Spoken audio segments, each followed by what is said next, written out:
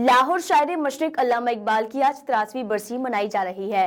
مفکر پاکستان علامہ محمد اقبال نے 1930 میں علیحدہ وطن کا خواب دیکھا اور اپنی شاعری سے برصغیر کی مسلم قوم میں بیداری کی نئی روح پھونک دی۔ شاعر مشرق علامہ محمد اقبال 9 نومبر 1877 کو سیالکوٹ میں پیدا ہوئے۔ ابتدائی تعلیم سیالکوٹ میں حاصل کرنے کے بعد مشن ہائی اسکول سے میٹرک کیا اور میرے کالج سیالکوٹ سے ایف اے کا امتحان پاس کیا۔ انہوں نے گورنمنٹ کالج لاہور سے فلسفے میں ایم اے کیا۔ ایم اے کرنے کے بعد آپ اعلیٰ تعلیم کے لیے انگلستان چلے گئے اور قانون کی ڈگری حاصل کی۔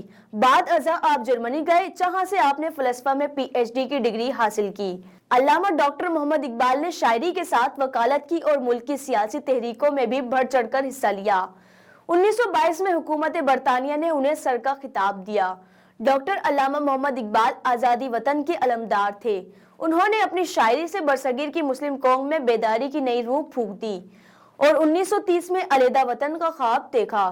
قیام پاکستان سے قبل ہی علامہ محمد اقبال کا 21 اپریل 1938 کو انتقال ہو گیا تھا اور انہیں لاہور میں سپرد خاک کیا گیا۔